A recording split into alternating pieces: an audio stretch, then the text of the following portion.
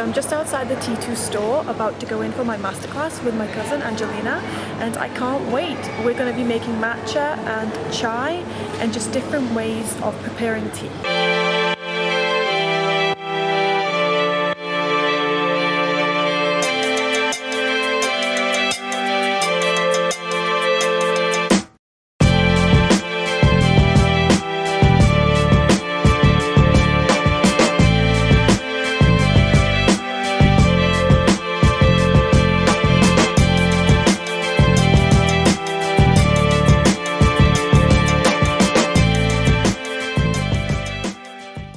Waiting for the masterclass to start. I'm just trying the strawberries and cream tea. It's really good. Do you like it?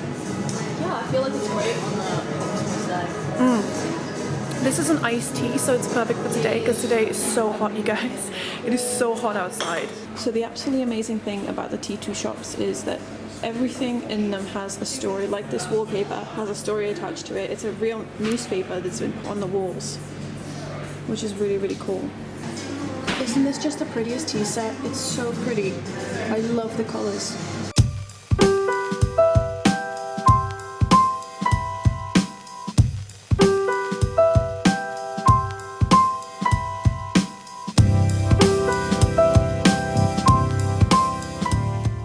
So now I'm just trying the green rose. That smells like a bouquet of flowers. It literally smells like flowers. It smells so nice.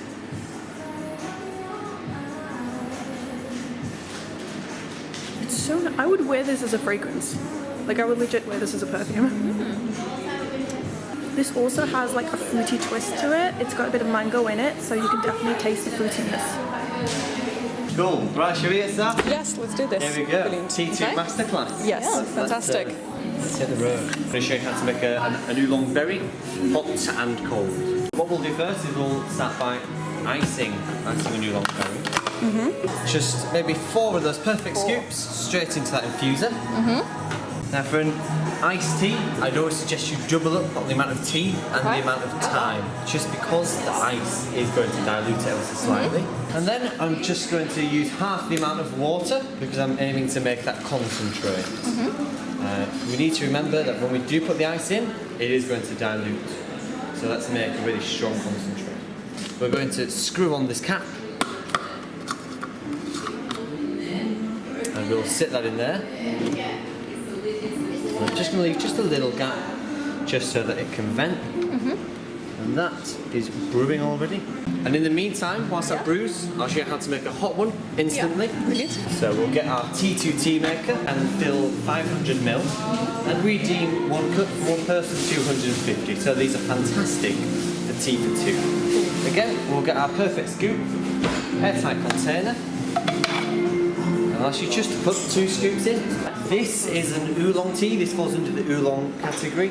So I'd suggest, usually it's between, it really does depend, about 3 to 6 minutes. With oolongs as well, as you saw just then, I just dash in just a little bit of cold water just to start with, and then I put my hot in. I don't want boiling water because the leaves are very fragile. Really small, and it's expanding into this wonderful leaf. Yeah, it's like a flower almost. It's like a flowering tea. It is. It's kind of budding open. You're right. You can see all those raspberry bits in there as well. It's got the caffeine content of black, and it's also got the health benefits of green, so it makes that real nice hybrid. Just sit that straight on top. Oh, that's so cool. I love this thing. It is the best thing ever for making tea. How much is this? This is just £20. That's actually really good. Really, and this really works with all of the teas in the tea library then. Amazing. It's such an easy way, and again, what you can do with that is you can sit that in your fridge and preserve those leaves, and those leaves are ready and waiting for you to rebrew. Anyway, let's have a little sip. So we're just trying the oolong berry right now, and it smells amazing. It smells really floral and quite green, but the berries in it just bring out the sweetness and just that fruity kind of taste. I absolutely love it. This is actually one of my favorites, I think. Oh, it's so good. So here we have what is still a very hot oolong berry. Again, we made it at the same temperature. Yeah. But because we use double the amount of tea and double the amount of time, it's going to give us a much more stronger taste. So that when we do splash some ice in there, we're still going to get that flavour. All of it, yeah. Whilst this will taste fantastic and great and lovely, I will always recommend that you do garnish it with some of your favourite fruit. One of my favourites, especially for the oolong berry, is rosemary. I like to get some of the flavour out just by rubbing it ever so slightly. And I just like to just push that down the sides. A bit of lemon also works well. What I like to do is just before I do garnish it, just squeeze just a little bit in. And again, just push that down the side. And then you're really good to go. I'm just going to screw this on. Shake it around a bit. Notice how it doesn't leak, so it's fantastic in the fridge for just laying it flat or putting it in the fridge door. And there we go. This is how you'd make an iced oolong berry. That is light. It's really refreshing though. It's refreshing Really nice, and it's light and it's not strong at all. Do you know, I think this will be really good for people who don't like drinking water. Yes, Because like I struggle drinking water, you know I do. I always want it fizzy or something flavoured. Yeah. This has just got just enough flavour in it to kind of want me It to is hydrate quite more. similar. Yeah. Plus you've got all those antioxidants and some anti-inflammatories of green tea as well. So that there is oolong. Oolong again, just a tea which is like partially sun-dried, partially fermented, and we then like hand fry it in a wok, which is what gives it that curly. Really? Yeah, Oh it's really wow. interesting. Now we're going to try one of my favourite teas of all time, which is chai. I remember actually trying chai properly in Nepal and I absolutely loved it, and I think we're going to make it the same way as they did there, and I'm so excited to actually try proper chai tea that's not in a tea bag but like real chai tea. That smells amazing. I actually haven't seen a tea with this many spices in it for a really long time. You can tell this is like proper chai. It's full of various spices. It's got cardamom, ginger, cinnamon and star anise. Yeah. A lot of those are found in enquiries. But we're going to make it into a wonderful latte. 3 nice scoops into this infuser. So many spices in this. You can smell it from here. So here is the soya milk that I've just warmed up. But what I'm going to do is I'm going to put these chai leaves in here with the milk. Just splash in some more. Can you smell it already? Yeah, 'Cause absolutely. I can. It smells so good. Whilst this brews then, I'm going to show you how to make a water version of a chai. I'm going to show you how to do it in a flask. These T2 flasks are amazing. They keep it hot for like 6 hours, 7 hours. So right here you've got the infuser, where you would infuse your tea, and you just screw on this cap like so, and just submerge it in the water. And that's you, just to put just 1 or 2 maybe into this infuser. Meanwhile, I'm going to fill this flask with boiling water because it's a black tea. So I'm sure you're aware chai originates from India, so you get all those spices, all those eastern spices. There's always loads of different stories to tea, and it's wonderful just to see where it's been. Like, I'm not sure if you're familiar with genmaisha. No, I don't. So we have some teas which have like genmaisha in, and back again in like 16th, 17th century.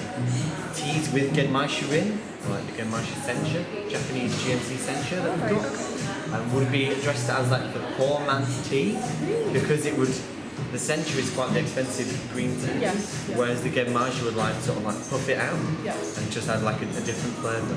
But when you do taste genmaisha, it almost tastes a little bit like popcorny and nutty. One thing I'm going to do, just whilst we are halfway through brewing, is I'm just going to do a little blend of just cinnamon as well. I'm just going to add just a little bit of just cinnamon in there. Just a scoop of this, and let's put that in there. And let's stir it, and this is really going to bring out the sweetness of the chai. Sometimes I like to add in a bit of ginger as well, and that gives it a nice warmth. So this chai is nearly finished brewing, but I'm going to show you how we can actually make latte milk. And I'm just going to pour just a tiny bit just in there.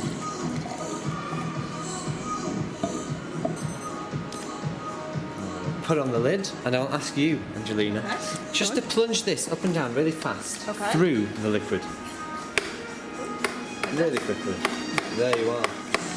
And all those gaps, that's pushing air in there. Oh my god. That is amazing. That's going to give you the authenticity of a real latte. That's like wiggling. That's not pure real liquid. foam, like that's real froth, yeah.